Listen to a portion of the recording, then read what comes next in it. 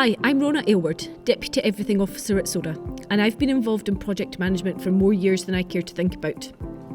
You've probably landed here because you're new to project management and want to get an idea of what to expect in your new career. So firstly, welcome. If you haven't already, I highly recommend you check out my 12 Terms You Should Know video, which is a concise introduction into the sometimes confusing language of projects. It will make you feel a bit more in control and less like you've landed in an alien environment. In this video, I'm going to talk you through what it means to be a project manager. I'm going to cover the following topics. What is a project? How to define a project, planning a project, controlling a project, and some common problems. Project management is everywhere. From someone building their own home to a country putting on a large high-profile event like the World Cup, they're all using project management techniques in one form or another. I'm not going to bore you with an in-depth history of project management, but it's good to know where the discipline began.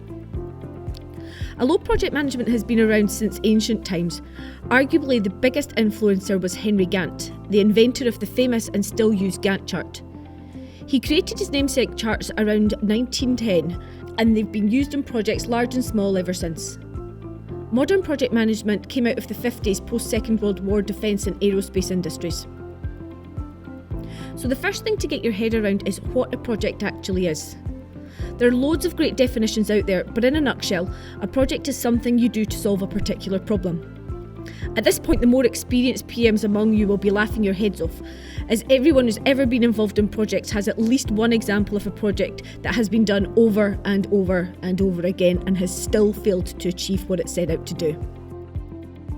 Once you know what a project is, it becomes much easier to identify what a project isn't. For example, building and testing a new machine is a project, but manufacturing thousands of them isn't and would be classed as business as usual. You really need to understand the difference because projects are tricky beasts, simply because they fall outside normal business operations and the normal rules don't apply. Projects are managed using frameworks and methodologies. You might have heard of Prince2, PMBOK and Agile. PMBOK is a project framework and Prince2 and Agile are methodologies. The PM Stack Exchange has a great explanation of the difference between frameworks and methodologies. They describe it as a framework is a loose but incomplete structure which leaves room for other practices and tools to be included but provides much of the process required. Whereas a methodology is a set of principles, tools and practices which can be used to guide processes to achieve a particular goal. Projects also have defined life cycles, usually something like define, plan, execute and close out. I'll be discussing each phase and sequence throughout this video. So what do you do if you've been given the job of delivering a project and you don't know where to start? Don't panic. I know that's easier said than done, but taking a deep breath and slowing down will help you in the long run. I remember the very first project I was given to run. I hadn't even been in the workforce very long and I was given the job of putting a new piece of equipment. Talk about panic. I worked for a small company at the time, so help was non-existent and I just had to muddle through. Thankfully it all worked out, but there were some hairy moments.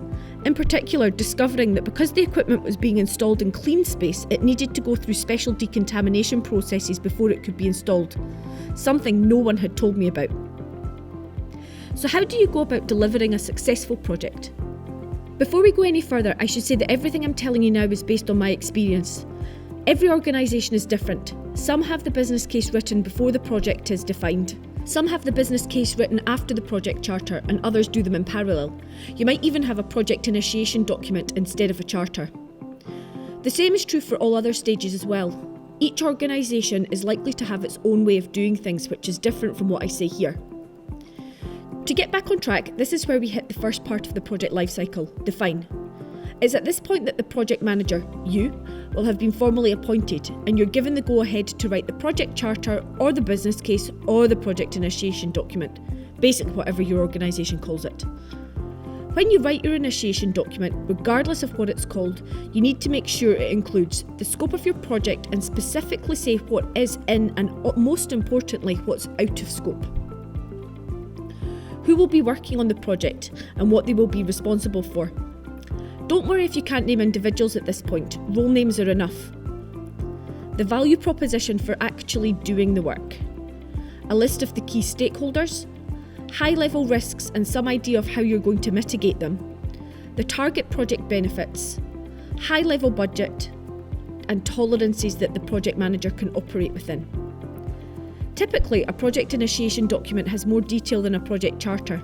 As well as the stuff I mentioned earlier, it covers assumptions, dependencies and constraints, the governance arrangements for the project, communications and quality plans, and project controls. Writing these documents can take anything from a couple of hours to a couple of months. The defined phase is finished when the document is approved. The next phase in the project journey is planning. I think that this is the most critical phase of the project, as anything you do here flows on directly to the execution or delivery phase. I remember when I was working on a really complicated project with loads of different work streams. The planning hadn't been done very well, and when the project manager left, everything fell apart. The project ended up having to start from scratch. When I plan a project, I plan the current phase in detail. I put high-level information in for the next stage, typically at milestone level, and put a placeholder for the phase after that. Just before the stage boundary, I start planning the upcoming phase in detail. Before you even think about creating the schedule, go right to the end of the project and think about what it is you're going to deliver. At this point, I can hear you screaming, "What are you, daft woman? Why would I think about the end?" My response is, yep, the end point. What is it you want, or in all honesty, are being expected to deliver? The answer to this is going to colour everything else you do. Do this exercise. Write down a synopsis of the end point. Then go and read the business case and ask the project team to do the same exercise. Check that what you all understand the project or service, etc. to be is the same as what is documented. If they don't broadly match, then you have some work to do. Something I can't emphasise enough is you can't build a schedule on your own. Well, that's not strictly true, you can. It'll likely be total rubbish, but you can do it. In all seriousness though, when you begin to build your schedule, do it as a team. I like to get everyone into a room, begin with the exercise above and then start to work on the work breakdown structure. Getting the whole team together is both a chance for a get-to-know-you session and it sets the tone for the entire project. It also means you're getting the experts involved early. I like to have at least 3 scheduling meetings, as it usually takes that long to get the schedule into a usable state. A work breakdown structure is normally one of the first deliverables of a project. It's a hierarchical breakdown of the deliverables of the project. It sounds like it should be really easy to create, but it can be an interesting exercise, as things that you haven't even considered often come out of the woodwork at this point. It's likely that when you go into the initial meeting, you'll have some ideas about how the project will be scheduled. Please leave those ideas at the door and go in with an open mind. You'll be amazed at the solutions your team can come up with, which will solve what look like insurmountable problems. When I run a work breakdown structure meeting, I make sure I include a representative from the test and support teams, as well as a user representative if possible. These critical functions are often ignored until the very end, which can lead to overruns, delays, and ill feeling. For the initial meeting, I get the team to use different coloured sticky notes. The first step is to get the team to write down every single thing that they can think of which the project needs to do. I get them to put the ideas into loose themes. I emphasise that no idea is stupid or too small. Once that activity is finished, I go around the room and ask everyone to share their ideas. I begin to group the ideas into themes, task groups, or level 1 of the work breakdown structure, on a large surface, normally a wall. Once we're all happy with the top level structure, we get down into the activities which make up the task groups. At this point, there's usually a lot of toing and froing, with sticky notes being moved around, duplicated and removed. I tend to stop the meeting once the initial work breakdown structure is complete. The next meetings get into resources and estimates, which lead nicely to the next topic. During the initial scheduling of the project, you're unlikely to know exactly who you're going to need to do what. This doesn't mean you don't need to think about your resource requirements, far from it. At this point, I tend to plan using roles. For example, I know I'll need business analysts, developers, testers, etc. And then, during estimation, I can work out how many of each role I need and use that information to inform the resource managers. Once you're happy with the amount of resources you need for each task group, you'll find you're in a much better position to approach the resource managers to request specific people to work on your project. Estimating the time it takes to complete a task can be a painstaking process. You can make it easier by following a few simple steps. Always give people time to come up with the estimates. I found the estimates I receive when I've rushed people tend to be over-optimistic and often need to be changed at regular intervals. Try to give the estimator as much information as possible up front. It's impossible to give an accurate estimate without having all of the information available. Make sure you ask the right people to give you the estimates. There's no point asking someone who has never done a particular job before to tell you how long it will take. That might be stating the obvious, but I've seen it happen on more than one occasion with the predictable results. Get the estimators to provide 3 figures for each task: the best estimate, the most likely estimate, and the worst case estimate. Try and use bottom-up estimating where possible. It's the most time-consuming but tends to give the most accurate results. Now it's time to take all the information you've worked so hard to collect and turn it into a beautiful Gantt chart. The amount of detail you include very much depends on what you think is important. I like to make sure the critical path or golden thread is clearly visible and to put the name of the individual responsible for the delivery of the task group on the chart. So what to do with it? You have this gorgeous Gantt chart with all the tasks linked and key information associated with it. Now what? You'd be amazed at how many times this hard-won piece of work ends up languishing on a network drive somewhere, never to be looked at again. This is not what you should be doing with it. A schedule is a living document and should be updated and maintained regularly. I like to have mine updated at least once a week. Any more and I'm getting too obsessed and need to back off. Any less and I'm likely to be losing control and oversight, which is never a good look. The next big chunk of work is around risk management. I once had a project manager friend describe it as a love it or loathe it activity. For me, risk has become a love it activity. Sad, I know. I'll tell you why. I was involved in a project that was part of a multi-billion-dollar multi-year programme of work. The team was very gung-ho, can-do bunch, with combined experience in the hundreds of years. However, the environment was difficult, with multiple suppliers all having to collaborate to build the solution that was acceptable to the customer. There was no risk manager, which in itself should give you an idea of the mindset of the programme, and risk was very much a tick-in-the-box activity. The risks that were identified in the register were very generic and had little or no substance to their descriptions. Most of the risks were categorised as mitigate, but the mitigation plans were 1 or 2 lines at most, with the owners being identified by title, e.g. Programme Manager, but no actual names. So, as always happens, a risk that had been logged in the risk register came to pass. The project had failed to engage the key stakeholder groups sufficiently, and there was massive user backlash towards the solution during the initial pilot phase. The team went back to the risk register to pull out the mitigation plan to kickstart the resolution process, only to discover that the risk register had rated that risk as low, with the mitigation plan of engaged stakeholders. The risk owner was identified as the programme manager, but when the programme manager was approached, he knew nothing about it and hadn't done any work to ensure the risk was in fact mitigated. To cut a long and boring story short, this one risk brought the project to its knees, cost the business tens of millions to resolve, cost a number of very talented people their jobs, and delayed the implementation of the solution by 5 years. An independent review of the project in question flagged the lack of sound risk management as a leading cause of the project's failure to deliver a robust solution on time and within budget. And this is why I've become a risk management convert. So how do you avoid falling into the same trap? Start with a risk workshop.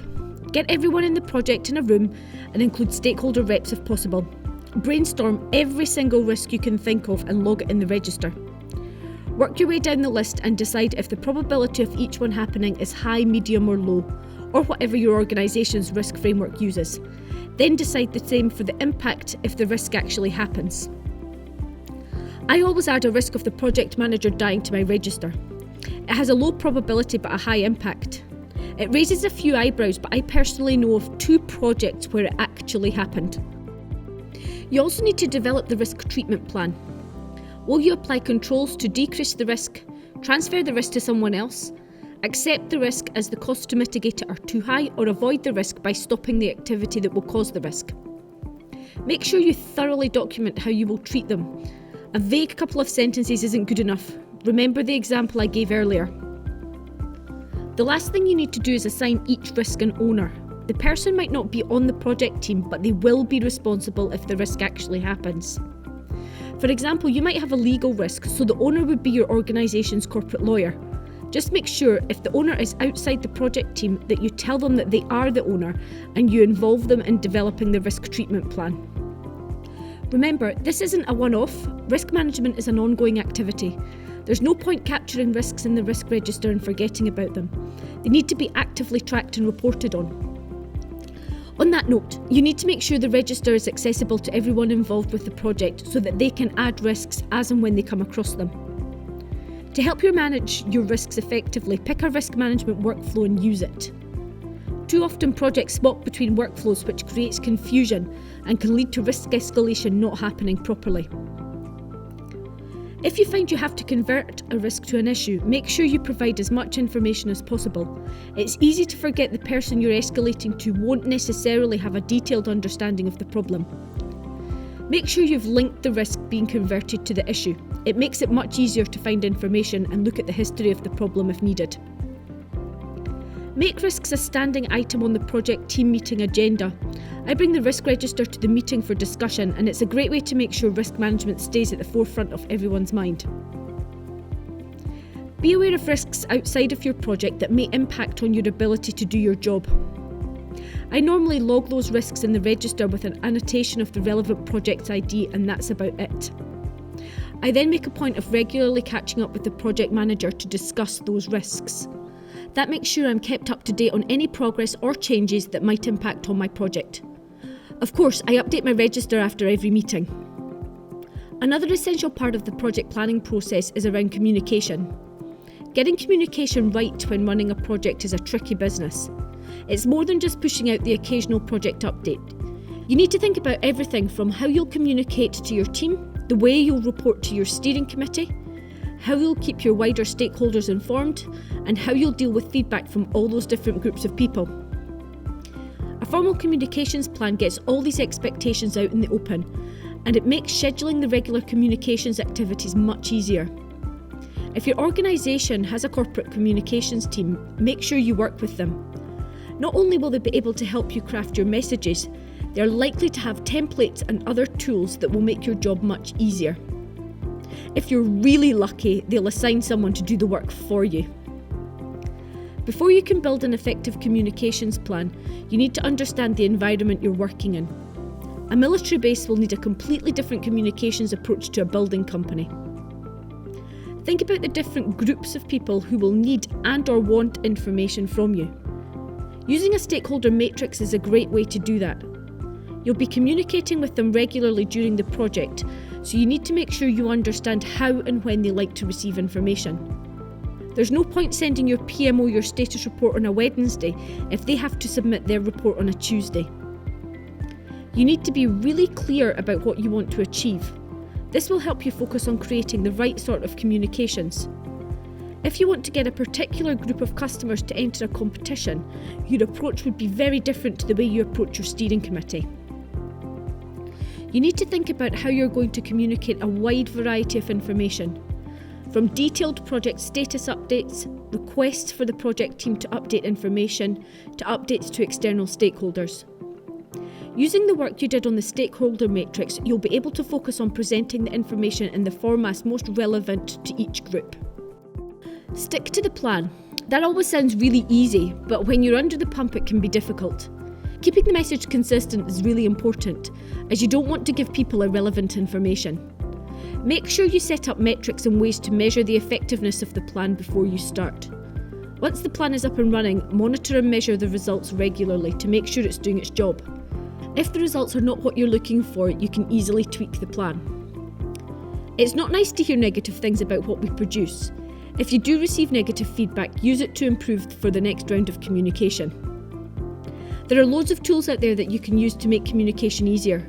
Take full advantage of this, and it will make your job a heck of a lot easier, and it will also help you monitor and measure the effectiveness of your communications. Something that's often overlooked but is critical to successful project management is quality assurance. Over the years, I've heard it described as a necessary evil and time-consuming, but in most instances, there are simple and very effective ways to check quality without making a huge production of it. When you're writing the quality plan, think about where there is a critical control point. And by that I mean somewhere that if you put a check of some sort in, you'll pick up everything that affected quality so far. That saves you having to check every single item. An excellent example of this mindset in action is the famous Van Halen concert tour contract rider. It specified that a bowl of M&Ms must be available in their dressing room, with all the brown M&Ms removed. Failure to meet that requirement could lead to cancellation of the show with full compensation. So why would they do that? It's a bit diva-esque, don't you think?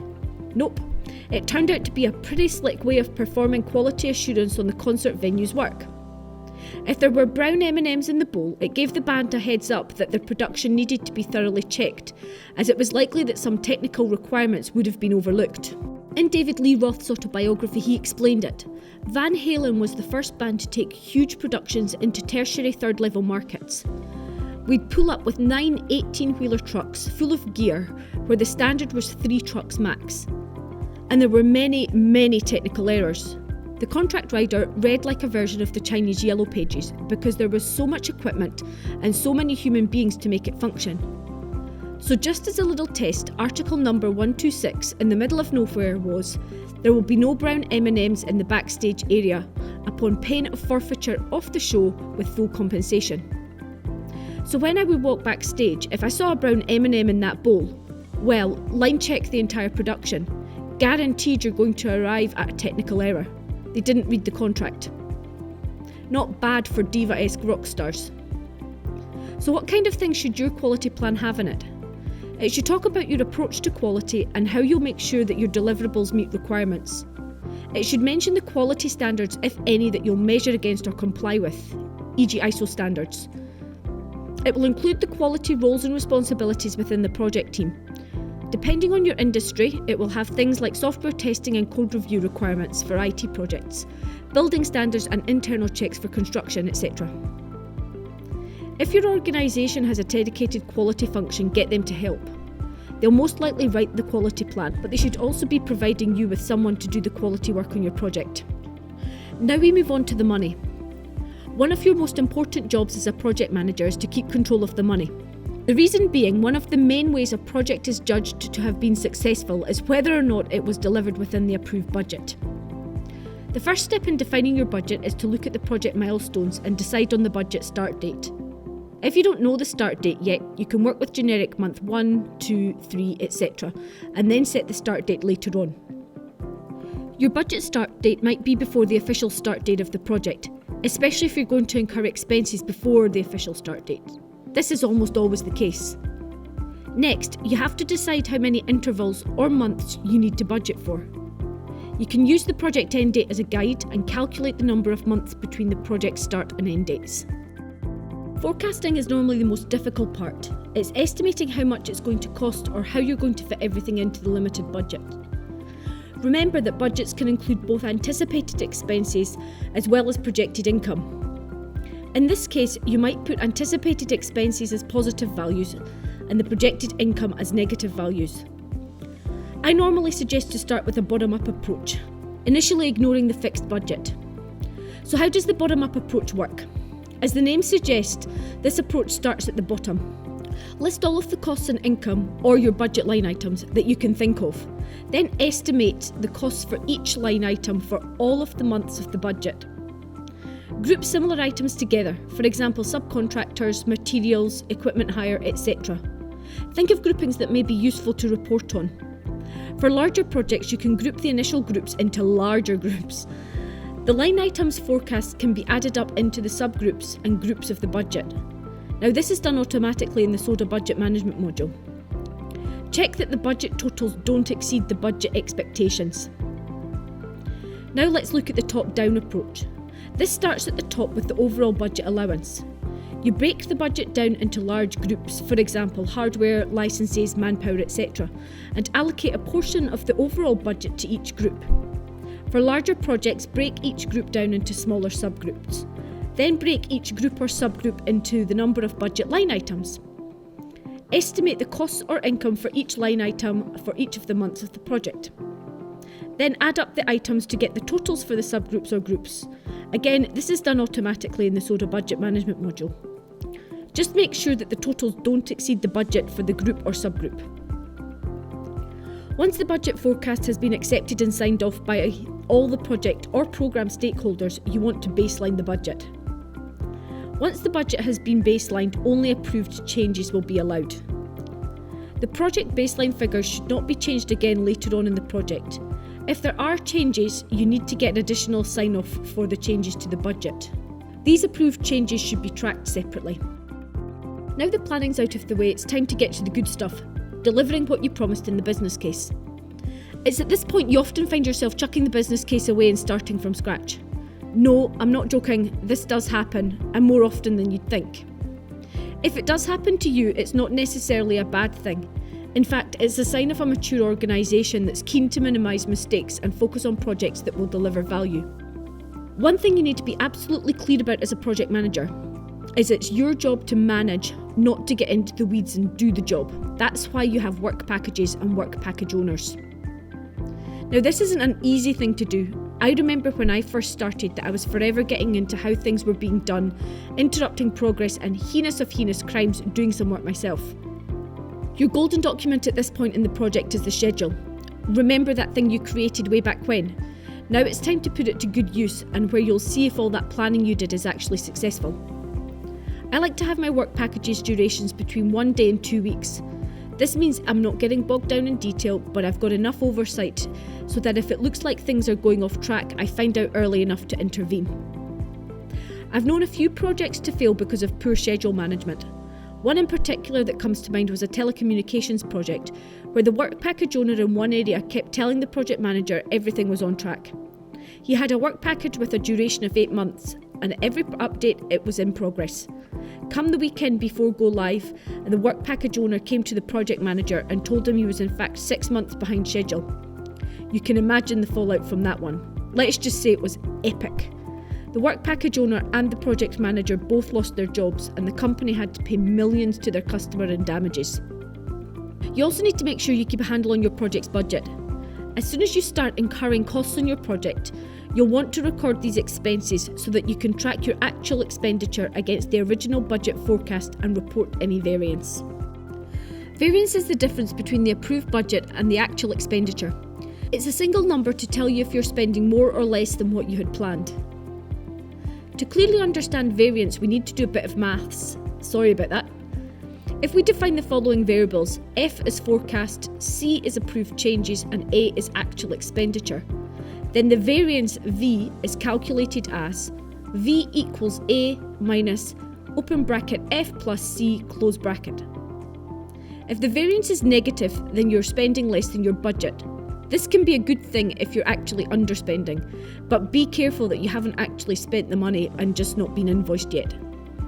If the variance is 0, then you're right on target with your budget. If the variance is positive, then you're spending more than your budget and will have to tighten the belt. Another financial metric that you might be asked to regularly report on is accumulated forecast versus accumulated actuals. The accumulated forecast is the sum of all the forecasts up to the date under review. So if the budget had been $10,000 for each month of the project, then the accumulated forecast will be $10,000 on the first month, $20,000 in the second, $30,000 in the third month, and so on. Similarly, the accumulated actual expenditure is a sum of the expenditure up to the date under review.